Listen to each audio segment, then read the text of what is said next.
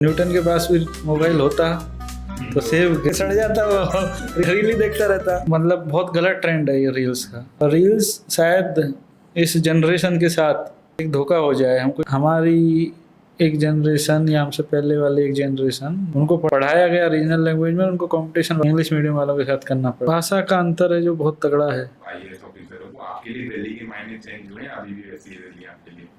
ये दिल्ली के पास का, हाँ, दिल्ली के बाहर के नहीं, दिल्ली के भीतर के भी ये महसूस करेंगे कि शहर को क्या हो। हम यहाँ से बैठ के तो बहुत बड़ी बड़ी बातें, इंटरनेट, डेटा, पता नहीं किस बातें कर लें। ऑन ग्राउंड कैसे एक्सपीरियंसेस होते हैं? आपको प्रेम हुआ है एक बार, एक दो बार, तीन बार? एक गजल सुनाते हैं कि तुम्हारे पास आकर तुमसे दूर जा रहा हूँ। मैं आपकी बुक पढ़ रहा था ना अभी, बुक में जैसे दिल्ली पे दो कविता है आपकी। हाँ। तो उसमें एक्चुअली एक दिखता है, आप एक एस्पिरेंट की नजर से देख रहे हो उसको। हाँ। तो अभी भी आप वापस आते हो लौट के एक आईएएस बन के, अब आप आईएएस ऑफिसर हो, तो आपके लिए दिल्ली के मायने चेंज हुए हैं? अभी भी वैसी है दिल्ली आपके लिए? नहीं, दिल्ली के मायने चेंज होते हैं यार। जैसे किस तरह से? जब मैं प्रिपरेशन कर रहा था तब दिल्ली में बहुत समस्याएं होती हैं एक छात्र के जीवन में। वहाँ पे मुखर्जी नगर में मैं रहा 3 महीने, फिर 3-4 महीने पटेल नगर करोल बाग में रहा। तो एक तो खाने की दिक्कत आती है, रहने की दिक्कत आती है, फिर अपना मकान मालिक का अपना आतंक होता है, ब्रोकर्स का अपना एक सिस्टम होता है। तो उसको तोड़ तो हम नहीं पाते हैं। खैर उसमें मतलब उसमें संघर्ष ही करना पड़ता है, ऑप्शन नहीं होता स्टूडेंट के पास। तो वो थोड़ा सा खराब एक्सपीरियंस रहता है। फिर ट्रैफिक, ये सब, आपके पास रिसोर्सेज भी नहीं होते, पैसे की भी कमी होती है, तो दिल्ली चैलेंजिंग होती है। तो मेरा सिलेक्शन हुआ था, 1 साल में ही हो गया था मेरा। तो सबसे अच्छी चीज़ ये लगी कि भाई अब दिल्ली नहीं रहना पड़ेगा। तो ये दिल्ली के बारे में सबसे उस टाइम पे सिलेक्शन के बारे में एक सुखद अनुभूतियों में से एक ये भी था। पर अब जब मैं वापस दिल्ली आता हूँ, उसके बाद 3 महीने हमारी यहाँ पे पोस्टिंग रही, असिस्टेंट सेक्रेटरी मेरे कॉमर्स मिनिस्ट्री में थी। तो उसके बाद हम इंडिया गेट के आसपास लोटियंस की दिल्ली में रहे, ठीक है। तो वो एक अलग अनुभव था। उस टाइम पे दिल्ली में रहने का मन किया, वो दिल्ली अलग दिखती है। तो ये दिल्ली के दोनों अंतर हैं, और उस समय पे जो मैं महसूस करता था उसको कविता में भी लिखा है। अरे तो उस टाइम की कविताओं में आपके विषय है, जैसे आप मेट्रो का जिक्र कर रहे हो, रिक्शे का जिक्र कर रहे हो। हाँ, मुझे लगता है कि अब नहीं करोगे, क्योंकि अभी मुझे नहीं पता कि आप रिक्शे में या मेट्रो में ट्रेवल कर पाते हो नहीं कर पाते हो टाइम की वजह से। नहीं, ऐसा तो कोई रूल नहीं है कि मुझे नहीं करना है, मैं तो सब जगह कर लेता हूँ। बट हाँ, निश्चित तौर पे वो मतलब फ्रीक्वेंसी कम हो गई है कि आप टोटो में, ऑटो रिक्शा में या मेट्रो में ट्रेवल करें। पहले बात तो दिल्ली आना ही बहुत कम होता है। तो ये तो समस्या है, या कह दें कि जीवन के नहीं फायदा तो क्या ही, आप नए नए स्पेक्ट्रम्स को, जब नए नए स्पेयर्स में जाते हो तो वहाँ के अपने संघर्ष होते हैं। मेट्रो में घूमने वाले के अपने संघर्ष हैं, गाड़ी में घूमने वाले के अपने संघर्ष होते हैं कि गाड़ी नहीं मिल रही है। और गाड़ी वाले के अपने ही ट्रैफिक इतना है। हाँ, सबके अपने संघर्ष हैं। अभी यहाँ पे एक्चुअली हमारा जो रोड है छतरपुर वाला, इस पर रात को 3-3 बजे तक इतना ट्रैफिक होता है। मैं सोच रहा होता हूँ कि कहाँ से आ रहे हैं लोग। तो 3 बजे सो नहीं रहे हैं, लाइन लगी हुई है ट्रैफिक की। एक्चुअली मैं एक नोवेल पढ़ रहा था, मेरी पोस्टिंग थी सुंदरबन में। सुंदरबन एक इलाका है जहाँ पे मतलब डेल्टाई रीजन है भारत और बांग्लादेश का। तो वहाँ पे एक जगह है कैनिंग, वहाँ पे मेरी पोस्टिंग थी एज एसडीओ। तो उसके ऊपर एक नोवेल है द हंग्री टाइड। तो वो जब मैं पढ़ रहा था तो उसमें ये था कि वहाँ पे एक बोनबीबी करके एक लोकल देवी हैं, उनकी वहाँ के जो लोकल लोग हैं, आदिवासी लोग हैं, पूजा करते हैं। तो उसमें एक कहानी आती है कि शेर आता है, टाइगर आता है, बंगाल टाइगर आता है, तो उससे वो बचाती है बोनबीबी। तो एक लड़की डेली उसकी पूजा करती थी, और जब उसके पिताजी को एक दिन बंगाल टाइगर आया तो बोनबीबी के सामने बहुत रोई कि मुझे लौटा दो, पर वो नहीं आया। कहानी इस तरह से है, मान्यता जो भी हो। तो उसके बाद की बहुत सारी मासूम प्रार्थनाएं होती हैं। तो वो तो उसमें था कि एक स्वार्थ के लिए प्रार्थना कर रही थी, अपने पिताजी के लिए प्रार्थना कर रही थी। लेकिन दैनिक जीवन में हम बहुत सारी चीज़ें करते हैं जिनमें हमारा कोई स्वार्थ नहीं होता। तो उन प्रार्थनाओं का क्या होता होगा, क्या ईश्वर सच में है या नहीं?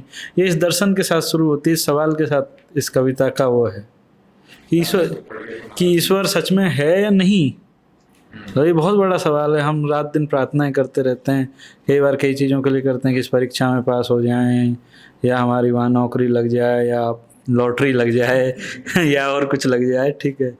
तो इस सब के लिए प्रार्थनाएं करते रहते हैं, पर बहुत सारी प्रार्थनाएं बहुत मासूमियत के साथ की जाती हैं, जिनके अंदर कोई स्वार्थ नहीं होता।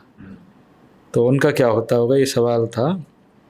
तो वही है कि उन प्रार्थनाओं का क्या होता होगा जो एक प्रेमी करता है अपनी प्रेमिका के लिए, जो एक बच्चा करता है होमवर्क ना करने पे टीचर के ना आने के लिए। हम सब ने किए स्कूल में कि भगवान आज मैथ वाले टीचर नहीं आए, पर मैथ वाले टीचर नदी को पार करते हुए सारी चुनौतियों को पार करते हुए बारिश में भीगते हुए आई पहुंचते थे क्लास में। भगवान हमारी प्रार्थना नहीं सुनता था। तो उन प्रार्थनाओं का क्या होता होगा जो एक प्रेमी करता है अपनी प्रेमिका के लिए, एक बच्चा करता है होमवर्क ना करने पे टीचर के ना आने के लिए, जो एक मजदूर करता है अपने मालिक के सौम्य हो जाने के लिए, और अपनी पेंटिंग्स में रंग भरने के लिए बैठा ख्यालों से खाली कोई चितेरा करता है बादल में रंग भर जाने के लिए, ताकि उसे कोई आइडिया आ सके। और दाना डालती पंछियों के इंतज़ार में बैठी कोई स्त्री करती है उसके आंगन के पेड़ के हरे हो जाने के लिए। कई बार हम जिंदगी में अच्छा काम करना चाहते हैं, पर फिर भी मतलब इस परिस्थितियाँ ऐसी होती हैं को साथ नहीं देती हैं। तो कोई सुबह सुबह एक स्त्री अपने पंछियों को दाना डालती है, पंछी उसके आंगन में नहीं आते, वो जहाँ वहाँ जाती है। अच्छा होता पंछी चले आते, वो तो अगर उसके घर में आंगन में एक पेड़ होता तो पंछी चले आते। जो एक छोटी बच्ची करती है पहली बार अपने भाई के हाथ पे राखी बांधते हुए, और दशहरे के दिन नीलकंठ को राम राम करने निकली बच्चों की कोई टोली करती है नीलकंठ के दिख जाने के लिए। और गिलास तोड़ चुकी कोई बहू करती है इस बात के लिए कि सास गिलासों की गिनती भूल जाए। और सारी दुनिया का सच देखने के बाद एक बूढ़ा आदमी करता है कि मरने के बाद भगवान से मिलने की बात सच हो जाने के लिए। सारी उम्र हमने भगवान को माना, पर जब मरता होगा तो आदमी सोचता होगा क्या भगवान है क्या नहीं, हम जाऊंगा तो क्या होगा। तो वो कहता भाई भगवान अब मैं इस भ्रम में रहा तो सच हो ये बात एटलीस्ट। कोई साधु करता है ताकि प्रार्थनाओं में विश्वास बना रहे। ऐसी प्रार्थनाओं का क्या होता होगा, उत्तर तो मुझे भी नहीं पता था, पर मैंने लिखा शायद ईश्वर जरूर सुनता होगा। तो ऐसी प्रार्थनाओं को शायद ईश्वर जरूर सुनता होगा। हाँ हाँ हाँ ये है। ये जो गिलास तोड़ चुकी कोई बहू करती है इस बात के लिए कि सास गिलासों की गिनती भूल जाए। आपकी कौन सी है सबसे फेवरेट इसमें? मेरी सबसे फेवरेट यार, ये तो आपने कठिन सवाल पूछ लिया। कोई एक चूज करनी होगी यार, ये मेरी सबसे फेवरेट है। यार ये ऐसा है कि माँ से पूछा जाए तो हमारे 4-5 बच्चे हैं, सबसे फेवरेट कौन सा है, तो होता है माँ का, वो बहुत सिचुएशन के बाद बनता है। तो अब मेरे लिए डिसीजन लेना काफ़ी कठिन है, मतलब है इसमें 4-5 कविताएं ऐसी हैं जो अच्छी लगती हैं। हो सकता है कविता ना हो, लेकिन जिस कॉन्टेक्स्ट में वो लिखी गई हो वो कॉन्टेक्स्ट आपके दिल के बहुत करीब हो। हाँ ये बात आप ठीक कह सकते हो। मतलब आपकी फेवरेट कोई याद है आपको? या ये वाली थोड़ी मेरे दिल के करीब है, इस शहर को क्या हुआ? हाँ ये दिल्ली के ऊपर है। चलो ये कविता सुनाते हैं आप। कौन से पेज नंबर पे? 82। अभी ये दिल्ली के बाहर। हाँ दिल्ली के बाहर के नहीं, दिल्ली के भीतर के भी ये महसूस करेंगे। शहर को क्या हुआ? और और ये दिसंबर में सबसे ज़्यादा करेंगे। अभी दिसंबर आने वाला है कि इस शहर को क्या हुआ है, ये सब क्यों धुआं धुआं है, क्यों मिर्ची सी चुभती हैं ये हवाएं, क्यों किस बात पे रोती हैं आँखें, अब क्यों नकाब पहने हैं लोग, अब क्यों नकाब पहने हैं लोग, क्यों सांस घुटती है यहाँ पे, ये नदी के ऊपर उबलते हैं जो झाग, किसने उसमें हवाएं भरी हैं, किसने उसमें हवाएं भरी हैं, ये कचरे के ढेर जो सड़ते हैं गलते हैं चुपके से जलते हैं, किसका अभिशाप है ये, और बदले में दे रहे हैं श्राप ये, किसको किसको ये दे रहे हैं श्राप ये जो नीला था आसमान जो ऊपर रहता था, वो किस मेले की भीड़ में खो गया, दिल्ली वालों को तारे नहीं दिखते हैं? दिखते हैं क्या? यार दिखने ही बहुत जो नीला था आसमान जो ऊपर रहता था वो किस मेले की भीड़ में खो गया? जो आसमां पे लटकते थे सितारे उनको किस किस ने चुराया है? अब बताओ किस किस की तलाशी लें? बहुत लोगों ने चुराया है पर किस किस की तलाशी लें? बिल्कुल। अब क्यों एक दूजे को ताकते हैं हम, खुद के अंदर क्यों नहीं झांकते हैं हम? अगर दोष किसी और का है तो सजा हम क्यों पा रहे हैं? और इस धुएं के कैनवास पे जो दिखती है सच्चाई उससे क्यों मुंह छुपा रहे हैं? यारो अब समेटो अपनी दुनियादारी, अब बचा लो ये दुनिया सारी, फिर ना कहना इस शहर को क्या हुआ है, ये सब क्यों धुआं धुआं है। दिल्ली में रहने वाले बिल्कुल समझ पाते हैं उसको। कि तुमसे मिलके जाना कि पहली मुलाकात कैसी होती है, तुमसे मिलके जाना कि पहली मुलाकात कैसी होती है, कैसे आंखों में दिए जल रहे होते हैं, कैसे तन्हाई पिघल रही होती है। तुमसे मिलके जाना कि इंतजार समंदर तो नहीं, कोई स्याह रात भी नहीं है, इंतजार तो बस खुशबू के इकट्ठा होने का नाम है, इंतजार तो खुशबू के मीठा हो जाने का नाम है। तुमसे मिलके जाना कि कैसे बेताबियाँ बेताब होकर ठहरती हैं और कैसे तबस्सुम इश्क का बीज बोती है, कैसे एक दूजे की बातें एहसास बनती हैं, कैसे शुरू होता है कोई लंबा सफ़र। तुमसे मिलकर जाना कि मेरी आदतें क्या हैं, मेरा ध्यान क्या है, तुमसे मिलकर जाना कि किस तरह खुद को दिखाना होता है, किस तरह खुद को छुपाना होता है, और ख्वाबों की अदाएं हकीकत में कैसी लगती हैं, हवाएं इंसान से मिलकर भी महकती हैं। तुमसे मिलकर जाना कि लम्हात अधूरे क्या हैं, लम्हात पूरे क्या हैं, मुझ में तुझ में अंतर क्या है, हम होने का मतलब क्या है। तुमसे मिलके जाना कि पहली मुलाकात कैसी होती है, कैसे आंखों में दिए जल रहे होते हैं, कैसे तन्हाई पिघल रही होती है। मैं डालूंगा किसी दिन ऐसे कोई फिल्म हो ऐसी स्टोरी जिसमें पहली मुलाकात के बारे में। ये तो आपकी इच्छा है।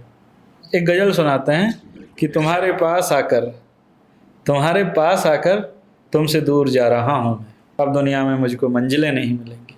ईमानदार लोग इश्क में कैसे होते होंगे, शायद ऐसे होते होंगे कि तुम्हारे पास आकर तुमसे दूर जा रहा हूँ मैं, अब दुनिया में मुझको मंजिलें नहीं मिलेंगी, और बहुत रोशन राहें भी मिलेंगी ज़माने में, बहुत रोशन राहें भी मिलेंगी ज़माने में, मगर अंधेरों में तुम्हारी रोशनी नहीं मिलेगी। और तुमसे बिछड़ने का एक फ़ायदा तो है, तुमसे बिछड़ने का एक फ़ायदा तो है, ऐसी उदासियाँ अब जीवन भर नहीं मिलेंगी। और नदियाँ समंदर से मिलकर पूरी तो हो गई, नदियाँ समंदर से मिलकर पूरी तो हो गई, मगर अब नदियाँ नदियों से कभी नहीं मिलेंगी। इसको सोच के लिखी हुई है। तो थोड़ा प्रेम प्रेम का जिक्र करो। प्रेम का जिक्र, आपको प्रेम हुआ है? एक बार, एक दो बार, तीन बार? प्रेम की परिभाषा क्या है वो एक मतलब आपके लिए क्या है प्रेम?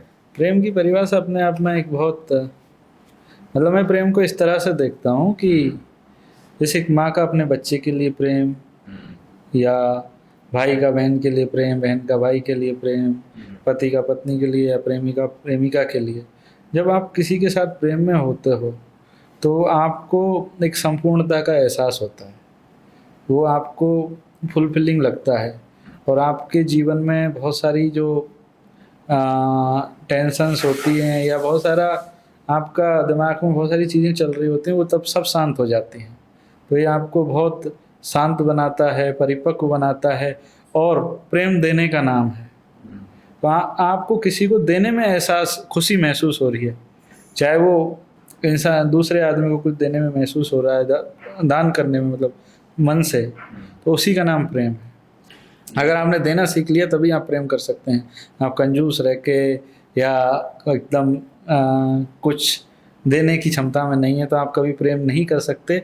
और ये शायद जो मैंने पहले जिस सुकून की बात की, जिस एहसास की बात की, तो उसका ये कीमत है।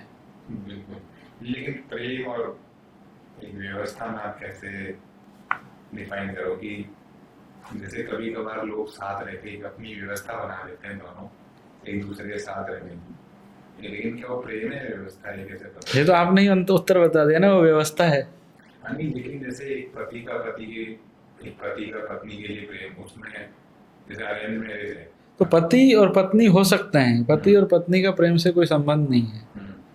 प्रेम उसके बाद की घटना है, पहले की घटना भी हो सकती है पर अलग घटना है, ठीक है। तो कोई पति पत्नी है तो इसका कतई मतलब ये नहीं है कि वो प्रेम में है, और दो लोग प्रेम में हैं तो इसका कतई मतलब नहीं है कि वो पति पत्नी हो। तो और प्रेम को हम आज के ज़माने में पति पत्नी से सीमित कर देते हैं। मैं वही बात बोल रहा था, प्रेम आपको एक सुकून देता है, आपको सोचना नहीं पड़ता, बहुत सारी चीज़ें आपकी मतलब दूसरा थॉट नहीं आना चाहिए बेसिकली। नहीं, दूसरा थॉट भी नहीं है, मतलब ये एक इस तरह की चीज़ है कि जब आप आपकी माँ के साथ होते हो, एक बच्चा अपनी माँ के साथ होता है तो उसको दुनिया की सबसे सुंदर महिला और सबसे अच्छी महिला वही लग रही होती है, और उसको ये है कि मैं, हाँ, छोटे बच्चे की वो प्रेम है कि मैं दुनिया में कहीं भी चला जाऊँ मुझे यहीं आके सुकून मिलेगा। ऐसे कह सकते हैं, ये भी तो हो सकता है कि उस बच्चे के लिए सबसे सिक्योर उसको वहीं लगा हो कि नहीं, आई थिंक ये एक औरत है जो मेरी ध्यान रखती है हाँ, और मैं और किसी पे ट्रस्ट नहीं कर सकता, तो वो एक अरेंजमेंट है उसका।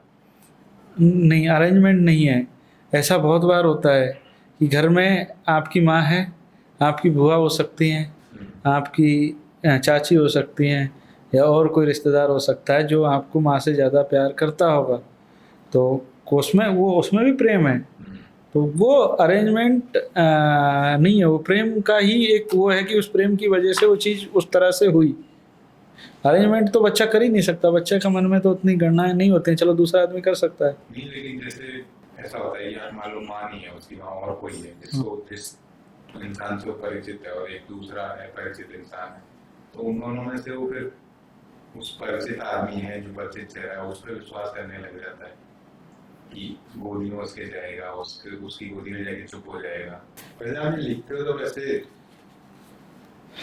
कितना फ्रिक्वेंट लिखते हैं कि भी आप बहुत इमोशनली फील करते हो या कुछ देख लेते हो और वो थॉट बार बार माइंड में आता रहता है, कैसे लिखते हो आप? मतलब मेरे साथ ऐसा होता है कि मैं नहीं लिख पाता, अगर लिखने के लिए बैठूं कभी कभी वो इमोशन मेरे को बहुत हिट कर रहा होता है, वो बार बार लौट के आ रहा होता है, तब मैं एक्चुअली शायद वैसी सिचुएशन में लिख पाता हूँ।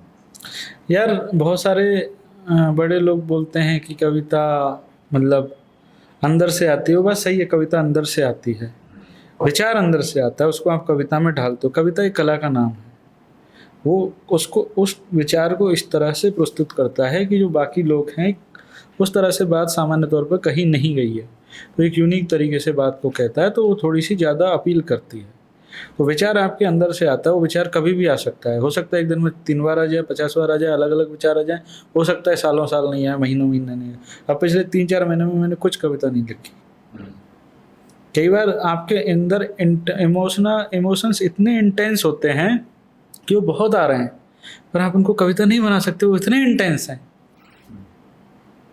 बहुत इंटेंस चीज़ों से भी तो सृजन नहीं होता है, तो को फिर बाद में तुम्हारे अंदर पड़े रहेंगे, किसी दिन तुम सुकून में बैठे रहोगे, फिर आहिस्ता से कुछ दिमाग में आएगा, फिर तुम किताब और कलम और कॉपी लेके बैठ जाओगे और फिर उसको लिखने लगोगे, फिर तुम अपना दिमाग लगाओगे, ये चीज़ ऐसे नहीं वैसे लिखनी चाहिए, इसमें इस शब्द का इस्तेमाल होना चाहिए, इसमें इस तरह से लयबद्धता आनी चाहिए, इस प्रतीक का इस्तेमाल होगा तो ज़्यादा अपील करेगी, ये आउटडेटेड है, ये नई तरीके से कही जा सकती है। तो वो कला है, पर वो विचार आपका विचार था, तो उस विचार को आपने कविता में बनाया।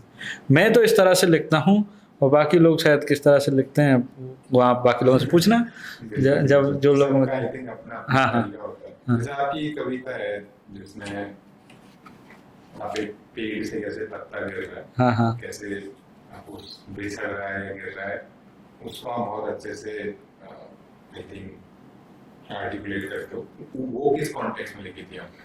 एक्चुअली आज से 4-5 साल पहले हमारी मसूरी में ट्रेनिंग होती थी, थोड़ा ज़्यादा टाइम हो गया है, वक्त कम लगता है, तो वहाँ पे बहुत नेचुरल माहौल रहता है, प्राकृतिक परिवेश है, तो उस टाइम पे मैं प्रकृति से जुड़ी हुई बहुत कविताएं लिखता था।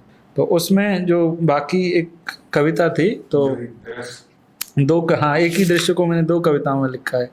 तो ये एक बार मैं जंगल में जा रहा था, तो उस टाइम पे एक बहुत क्या कहें मासूम सा मोमेंट होता है, जब आप शांत है पूरा जंगल, एक पत्ता पेड़ से सूख के गिर रहा है और आप खाली बैठे हैं। अब आप न्यूटन तो हो नहीं सकते, हम न्यूटन तो हो नहीं सकते थे, न्यूटन पहले हो गए थे।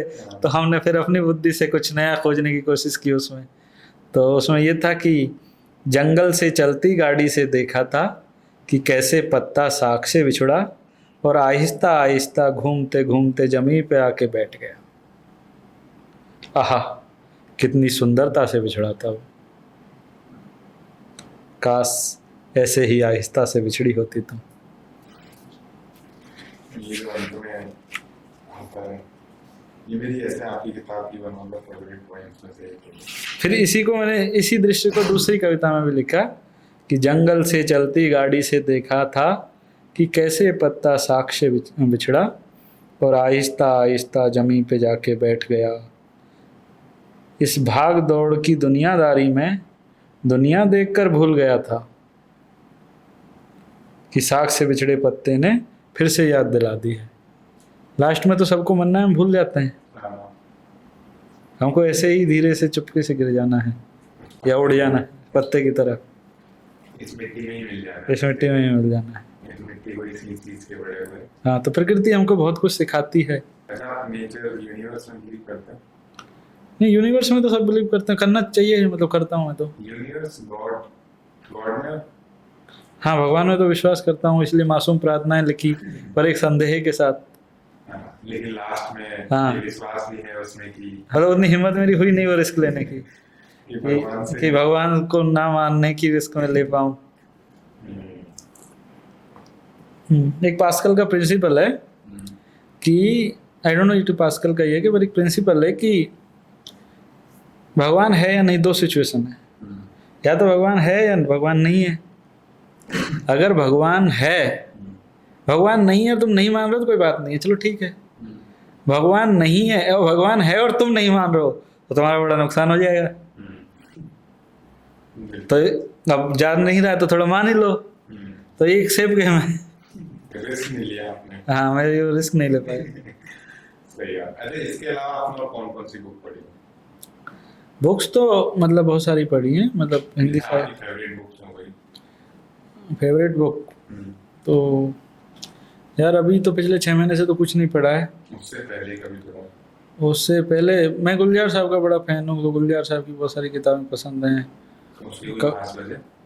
तो गुलजार साहब बस छोटी सी चीज में से इतनी बड़ी सी बात निकाल देते हैं, ये है। जैसे कोई आपको कोई उनकी कुछ लाइन या कुछ पंक्तियां? हाँ, गुलजार साहब का जो चित्रण है, इमेजरी है, वो अनपैरेलल है एकदम।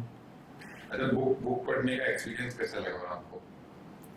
बुक पढ़ने का एक्सपीरियंस तो शानदार होता है। बुक आपको बहुत मैच्योर पर्सन बनाती है, बहुत मैच्योर मतलब एक जिस स्तर पे आप थे उससे एक ऊपर के स्तर पे ले जाके ही छोड़ती हैं। ज़्यादातर बुक, अब आप खराब बुक पढ़ रहे हो तो अलग बात है कि ज़्यादातर किताबें आपको एक अपने जो भी आपका व्यक्तित्व का एक स्तर है या एक समझ, आपको एक दृष्टिकोण विकसित होता है हर एक किताब के साथ।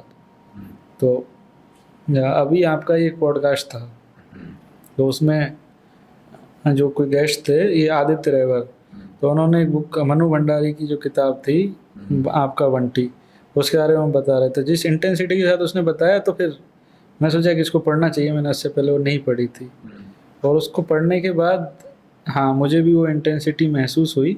हाँ, मैं रोया नहीं, पता नहीं अब उम्र बढ़ने के साथ आंसू कम हो जाते होंगे शायद, ठीक है। तो ये सब एक वो है।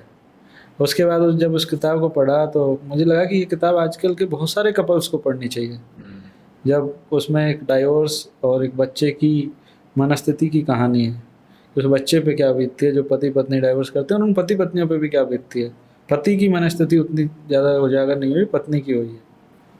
तो उसके बाद कि मेरा तो है कि मैं आज के बहुत सारे कपल्स हैं उनको रिकमेंड करता हूँ कि किताब पढ़नी चाहिए एक बार। बहुत छोटी किताब है, बड़ी किताब भी नहीं है, पर वो आपको एक बेटर ह्यूमन बीइंग बनाएगी, आपको एक सोचने का नया पर्सपेक्टिव पैदा करेगी कि भाई आप जो कर रहे हो ठीक है, पर आपके बच्चों के साथ क्या होगा, क्या पता बहुत सारे रिश्ते बच जाएं, कुछ रिश्ते बच जाएं।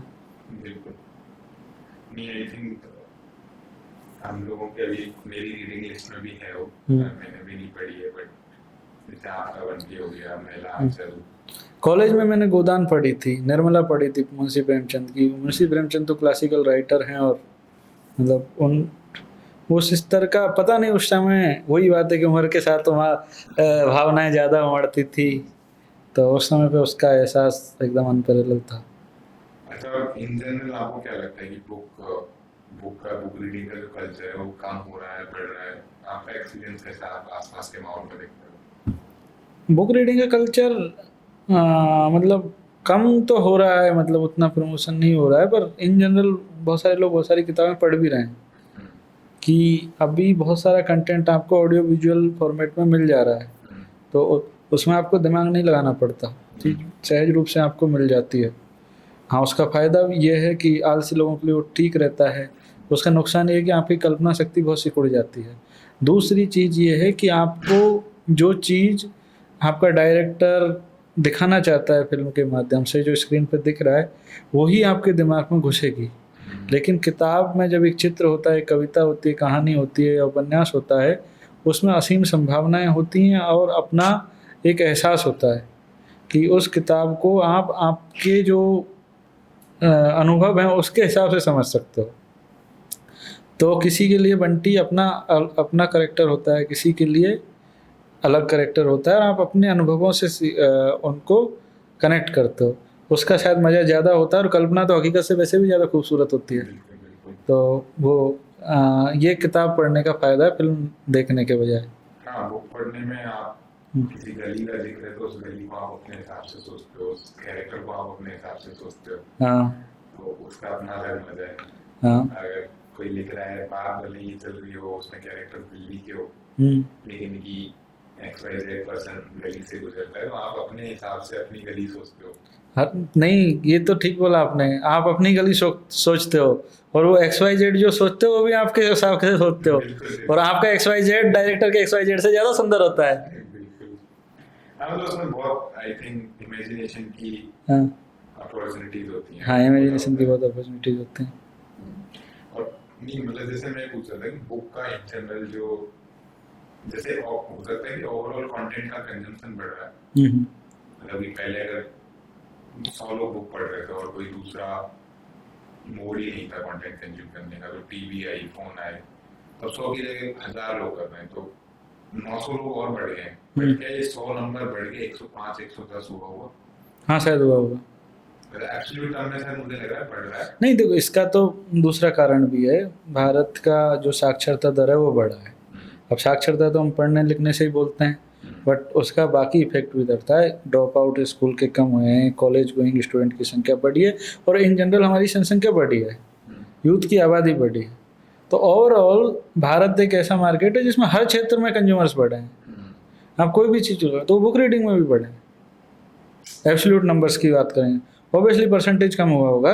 परसेंटेज अब आप किसके बेसिस पे कैलकुलेट करते हो कि टोटल लोग मतलब उस टाइम पे तो अब ऑडियो विजुअल था ही नहीं, तो फिर तो वो 100% होगा, 90% होगा। सिर्फ लोग नाटक देख रहे थे नाटक देख रहे थे, या कहानियां पढ़ रहे थे। कहानियाँ पढ़ रहे मुझे थे। भी ये लगता है, आई थिंक एब्सोल्यूट नंबर बढ़ रहा है, बट ओवरऑल जो कंटेंट कंजम्पशन का स्पेस है उसमें परसेंटेज घटता जा रहा है। कि पहले हाँ, तो ये अब एक्चुअली इस सवाल का जवाब देने के लिए मैं पूरी तरह क्वालिफाइड नहीं हूँ।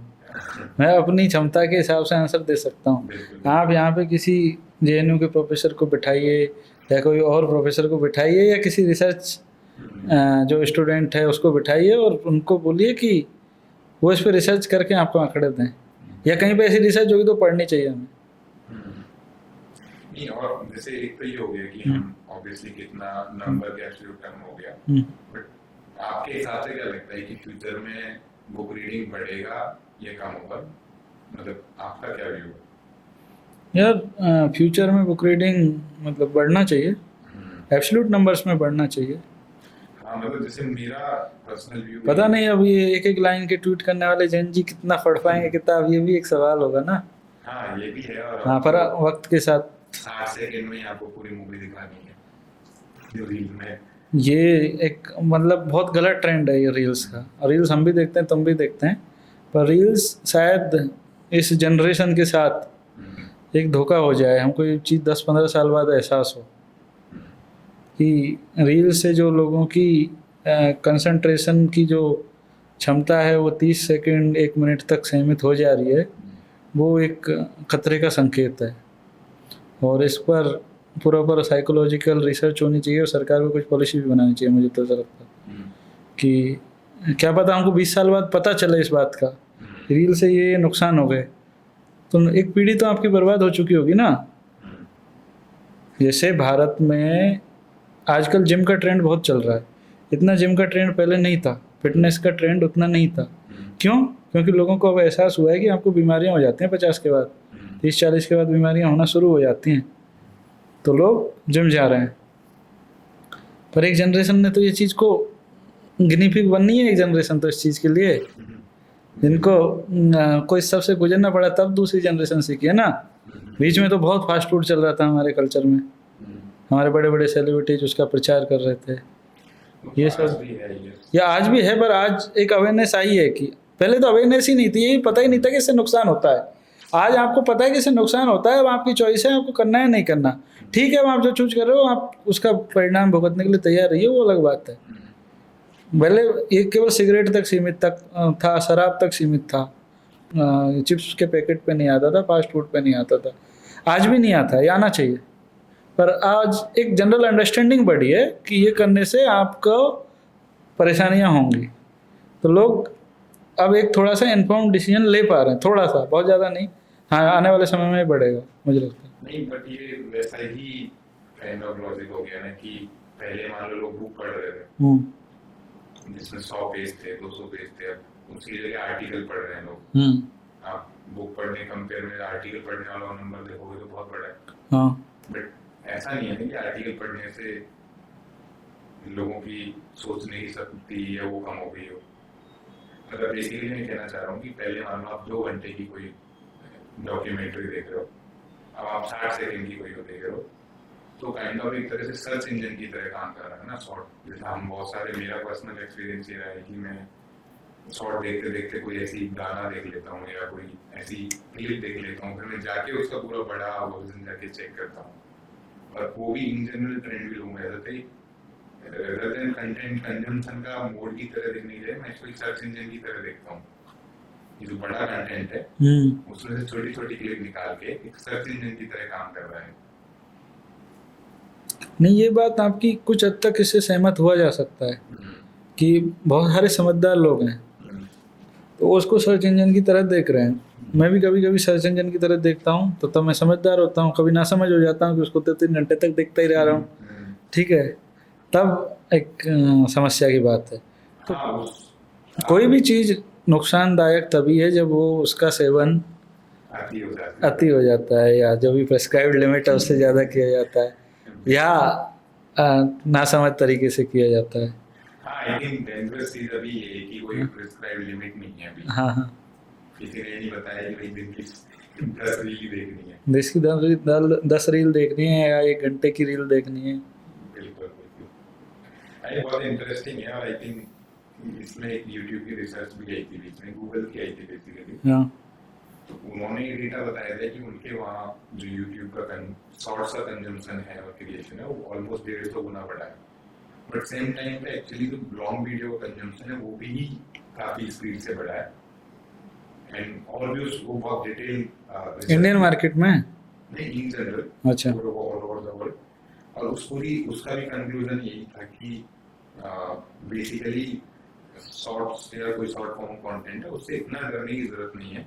It just like in search engine, उसके लिए स्पेसिफिकली जो बड़ा कंटेंट है उसके लिए सर्च इंजन की तरह काम कर रहा है। उसी रिसर्च को यूज करते हुए आजकल हर जो प्लेटफॉर्म्स है, ओटीटी प्लेटफॉर्म्स है, उन्होंने एक फीचर बनाया है नया जिसमें एक्सप्लोर किया। तो उसमें छोटी छोटी क्लिप, जैसे नेटफ्लिक्स ने एक फीचर लेके आया है कि आपको पता नहीं है कौन सी अच्छी फिल्म है, तो उन्होंने क्या किया कि हर फिल्म का छोटा छोटा क्लिप निकाल के ट्रेलर टाइप बना लिया। ट्रेलर टाइप है, कोई बीच का किस्सा, आप उसको देख लो, वहीं मूवी टैग है, तो आपको अगर मूवी में इंटरेस्ट आ रहा है तो आप वहीं से एक्चुअली उस मूवी पे पहुंच जाओ। तो ये फिर हॉटस्टार भी ले आया, जियो सिनेमा, हर ओटीटी प्लेटफॉर्म में आ गया। अच्छा, तो मे बी आई थिंक अभी देखना बाकी है कि क्या एग्जैक्टली किस तरह से अनफोल्ड होगा है। नहीं, ये इसको एक तरीके से जैसे एक ऑटो करेक्ट का फीचर होता है मोबाइल में, लैपटॉप्स में, तो उससे क्या स्पेलिंग अपने आप ऑटो करेक्ट हो जाती है। तो जब हाथ से लिखने लगता है तो फिर सोचना पड़ जाता है। हाँ, बिल्कुल। हाँ, ये गलतियाँ पहले नहीं होती थी। मेरे साथ तो बहुत होता है ये तुम्हारे साथ नहीं, बहुत लोगों के साथ हो रहा है। तो और दूसरा इसका एक नुकसान ये है कि जो मुझे लगता है, अब मतलब I am also not qualified with this also, but ये है कि जब आप सेम टाइम पे 50 तरह के कंटेंट देख रहे हो, 30-30 सेकंड के, 1 मिनट के, तो आपके दिमाग में 50 तरह की इमोशंस आ रही हैं और आपका माइंड उनको वो तो कर लेगा, एब्जॉर्व तो कर लेगा, पर उनको प्रोसेस नहीं कर पाएगा, वो कंफ्यूज हो जाएगा। ये आपके माइंड को ऑब्वियसली इंटेलिजेंट बनाएंगे, पर एक लिमिट के बाद शायद नुकसान भी कर सकती हैं कि आपको थोड़ा सा टेंशन रहने लगे, पीस कम हो जाए। ये शायद आज के समाज में हो भी रहा है। हाँ, ये तो लगता है कि आप रील वगैरह देखोगे तो माइंड थोड़ा हाइपर एक्टिव हो जाएगा, हाइपर एक्टिव हो जाएगा, बाद में कंफ्यूज रहोगे आप। और ये इरिटेशन एक चीज होती है इससे कि आप 3-4 घंटे तो मजा आए, उसके बाद आपको इरिटेशन होने लगेगी। और आई थिंक एक स्टेज में काफी देर तक रहना भी बहुत मुश्किल हो जाता है, क्योंकि आपने आधी घंटे की, सॉरी 30 सेकंड की रील देखी और आप इमोशनल हो गए, एंड देन अगली रील फनी आ गई, आप हंसने लग गए। हाँ, तो आपको दिमाग को तो समझ नहीं आएगा कि सबकॉन्शियस माइंड को समझ नहीं आएगा कि करना क्या है, हंसना है, रोना है, या गाली देनी है, या सुन के मुस्कुराना है, या फिर क्या करना है। उसमें तो 50 तरह की इमोशन है, 50 तरीके से हैं, तो आपका जो एक्टिव माइंड है वो बंद हो जाता है। आई थिंक बहुत अच्छी बात एक प्रशांत किशोर ने बोली थी, संदेश भाटिया ने उनसे पूछी थी इस बारे में कि आपका क्या ख्याल है, तो उन्होंने बोला कि आई थिंक फोन बहुत खराब चीज है, फोन और इंटरनेट दोनों का ही बता रहे थे, एंड आई थिंक उन्होंने बोला कि यार ये इस तरह से है कि हम अपने बच्चों को ऐसा खाना दे रहे हैं जिसका असर नहीं पता हमें क्या होने वाला है। वही तो मैं कह रहा था। हाँ, तो वो आई गेस पता नहीं किस तरह से अनफोल्ड हो गई ये चीज। हाँ, तो 20 साल बाद पता चलेगी। बिल्कुल बिल्कुल, लेट्स सी। हाँ, फन हो रहा है मतलब। अब ये तो वही बात है, फन है या फन है, ये तो बाद में पता चलेगा। और वो आई थिंक नहीं, वो एल्गोरिदम भी इस तरीके से ही बनाते हैं कि आपका साइकोलॉजिकली हैक कैसे किया जाए ताकि आप ज्यादा टाइम स्पेंड करो वहाँ पे। देखो यार, ये तो बहुत सारी शक्तियां हैं, अपना अपना काम करती रहती हैं, बाजार की शक्तियां अपना काम कर रही हैं। मुझे एक्चुअली इसलिए लगता है कि वो बीच में अपना डिस्कशन चल रहा था और ये आई थिंक डिस्कशन वहीं से शुरू हुआ है। मुझे लगता है कि बुक का और बाकी चीजों का जो ऑफलाइन एक्टिविटीज है उनकी इम्पोर्टेंस इसलिए बढ़ेगी, और आई थिंक एक जनरेशन को देखने भी लग गया कि लोग अपना 1 या 2 घंटे का ऑफ स्क्रीन टाइम स्पेंड करना चाहते हैं। कोई उसमें क्रिकेट खेलेगा, कोई उसमें कुछ और खेलेगा, कोई बुक पढ़ेगा, क्योंकि रिलैक्स करने के लिए आप वापस से स्क्रीन पे नहीं जाओगे मूवी देखने। तो मुझे लगता है कि उस सेंस में आने वाले टाइम में बुक का प्रोबेबली नंबर बढ़ सकता है, बुक रीडर का, कि कुछ एक जनरेशन ऐसी होगी जो स्क्रीन से, डिवाइस से दूर रह के कुछ पढ़ना चाहेगी। ये तो यार समाज का नियम है कि एक चीज चलती है, बाद में उसकी अपोजिट चीज चलने लगती है, फिर चलती है, फिर उसकी अपोजिट चीज आती है। तो ये तो समाज का नियम है, ये तो चलता रहेगा। सोशियोलॉजी में थ्योरी है ऐसी। क्या मतलब वो बेसिकली ये बोलते हैं कि हमेशा एक थीसिस का एंटीथीसिस आएगा। मेजर थीसिस, हाँ, थीसिस का तो एंटीथीसिस आएगा ही, और वही। और फिर सिंथेसिस होगा, फिर एक और थीसिस। हाँ, तो बस वही चलेगा लाइफ में, चलता रहेगा। और बीच में एक स्टेज वो ये भी बोलते हैं एनोमी या कुछ ऐसे, मेरे को एग्जैक्ट नहीं पता, but I think anomie stage ये है कि जहाँ पे कुछ क्लियर नहीं है, मतलब ना तो थीसिस क्लियर है ना एंटीथीसिस क्लियर है, वो कंफ्यूज्ड है। तो एक एक्चुअली एक स्टेट ऐसी भी आती है समाज में, सोसाइटी में, जहाँ क्लियर नहीं है किस डायरेक्शन में बढ़ना है, हमारे लिए क्या इम्पोर्टेंस है, मे बी अपन उस डायरेक्शन में बढ़ रहे हो आगे। वही तो बात है कि आजकल किसी को नहीं पता है, और पता नहीं जिंदगी जीने का सही तरीका क्या है, किसी को नहीं पता है, सब चल रहे हैं बस। बिल्कुल। अभी जैसे आप ऑन ग्राउंड वर्क करते हो, ऑन फील्ड वर्क करते हो, हम यहाँ से बैठ के तो बहुत बड़ी बड़ी बातें, इंटरनेट, डेटा, पता नहीं किस चीज की बातें कर लें। ऑन ग्राउंड कैसे एक्सपीरियंसेस होते हैं, मैं यहाँ से बैठा बैठा नहीं बता सकते कि लोगों की किस किस तरह की समस्या हो सकती है। आप ऑब्वियसली उनसे डायरेक्टली इंटरेक्ट कर रहे हो, तो शायद आपको ज्यादा, मेरे से ज्यादा पता होगा कि किस किस तरह की समस्या होती है, शायद हम लोग सोच भी नहीं पा रहे। लोगों की मतलब बहुत तरह की समस्याएं होती हैं जो दिल्ली में बैठ के लोगों को नहीं समझ में आती, मुंबई में बैठ के नहीं आती हैं। मैं एक्चुअली ऐसे जब कोटा गया था वो करने, मैंने कोटा जाने से पहले कभी लिफ्ट नहीं देखी थी, एंड वहाँ क्वेश्चन आता है ऐसे कि फ्री फॉल हो रहा है लिफ्ट का, तो मेरे को बहुत देर ऐसे कुछ महीने लगे एक्चुअली उस चीज को विजुलाइज करने में, क्योंकि मैंने कभी देखी ही नहीं लिफ्ट। अब सोचो कि जिस एग्जाम को आप देने जा रहे हो उसमें ऐसे क्वेश्चन आ रहे हो, ये एक एग्जाम्पल है, ऐसे हर एग्जाम में कितने सारे क्वेश्चन है जो सिर्फ देख परीक्षा रखती है, वो इमेजिन भी नहीं कर पा रहा। हाँ ये बात है। तो ये तो आपने फिर भी एक बड़ी समस्या बताई, इसको तो हम कहते हैं कि चलो second world problem. Third world problems भी हैं। या आप तो कोटा पहुंच गए, एक लिफ्ट में चंडीगढ़ क्लासरूम में भी पहुंच गए, तब जाके समस्या आ रही है। बहुत सारे लोग हैं जो यही नहीं जानते कि लिफ्ट क्या होती है। पढ़ाई के लिए भी उनके लिए पढ़ाई इम्पोर्टेंस भी नहीं है, कई लोगों तक वो चीज भी नहीं पहुंच पाई। नहीं ये तो एक चीज है। दूसरा भाषा का अंतर है जो बहुत तगड़ा है कि आप एक इंग्लिश मीडियम में बच्चा जो पढ़ रहा है, और भारत में सारे इस स्टेट गवर्नमेंट्स के जितने भी स्कूल्स होते हैं वो सब क्षेत्रीय भाषाओं में होते हैं। बहुत कम स्कूल्स उसमें अंग्रेजी माध्यम में हैं। आजकल खुलने लगे हैं, सरकारें प्रयास कर रही हैं, पर फिर भी बहुत कम है। और प्राइवेट स्कूल्स भी बहुत कम हैं। जो प्राइवेट स्कूल्स भी मतलब जो रीजनल बोर्ड से जुड़े हुए हैं वो सब रीजनल लैंग्वेजेज में ही पढ़ा रहे हैं।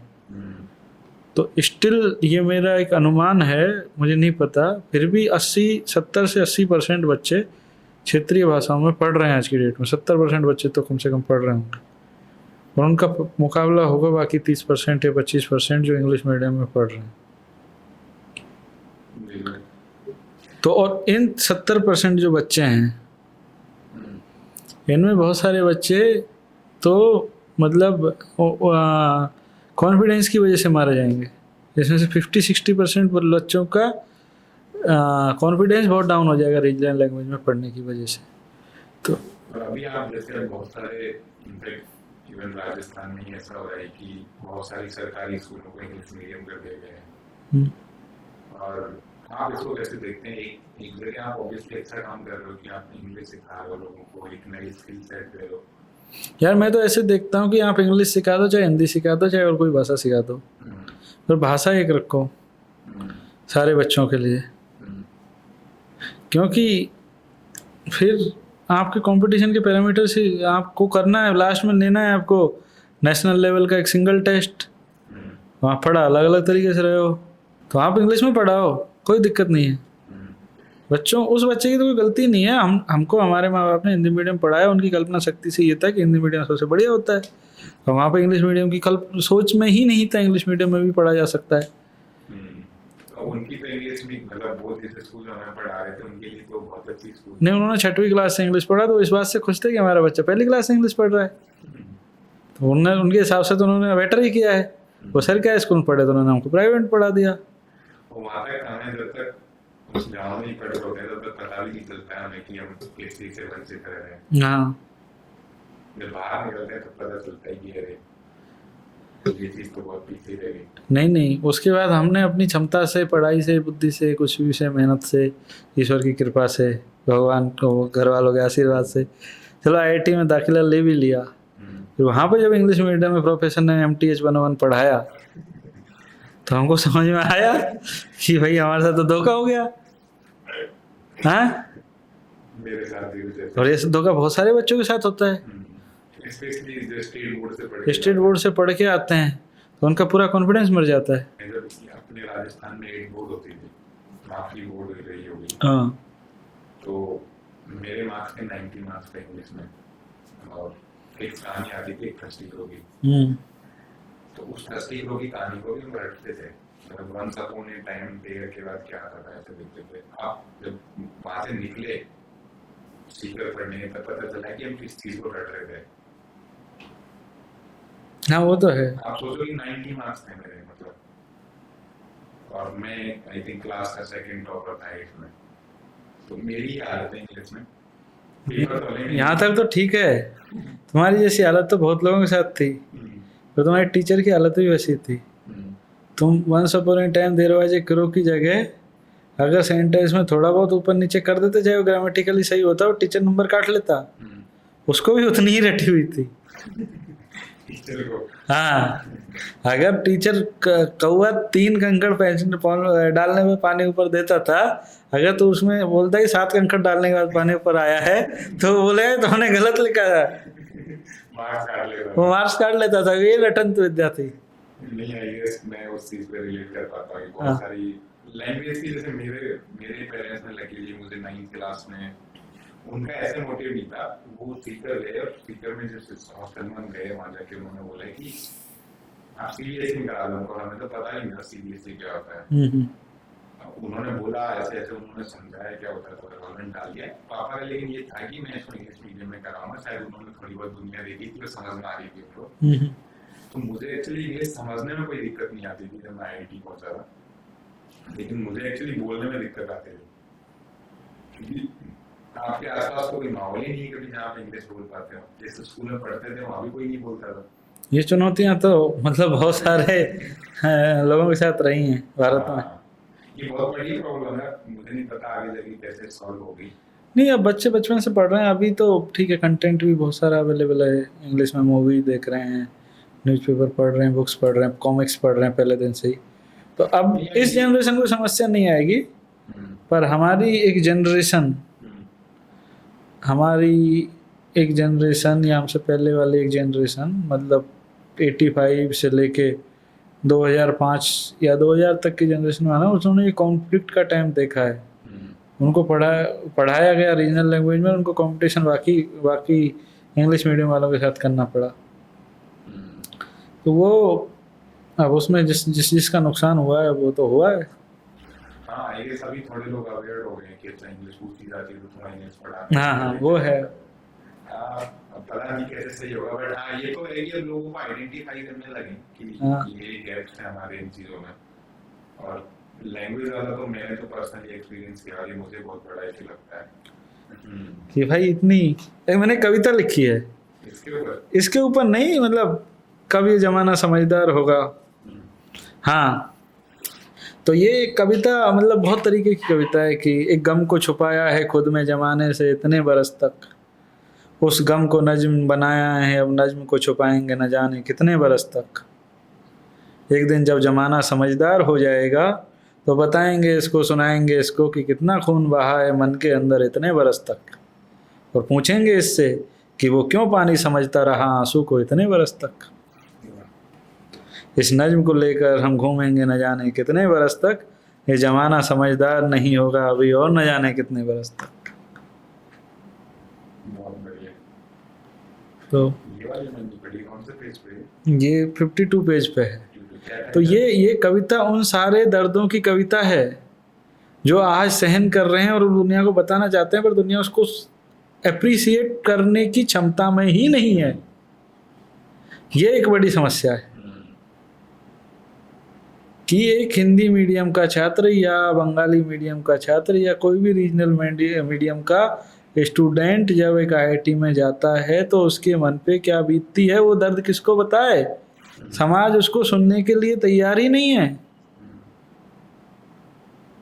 या एक जाति व्यवस्था से पीड़ित दलित आज़ादी से पहले और आज़ादी के कुछ सालों बाद तक, या आज भी कहीं कहीं होता है, अपने उस दर्द को बताए कि भाई ये हो रहा है। उस दर्द को उस समाज में अप्रिशिएट करने वाला भी अभी समाज उतना मैच्योर नहीं हुआ है। तो इसका इतिहास जब लिखा जाएगा तब शायद जस्टिस तो नहीं मिलेगा, पर कई बार बात की सत्यता को कह देने से ही ऐसा लगता है कि जस्टिस हो गया। एक फील आती है कि हाँ, किसी ने तो उस आंसू को शब्द दिए, किसी ने तो पहचाना कि हाँ वो आंसू रोने से निकला था, वो पानी नहीं था।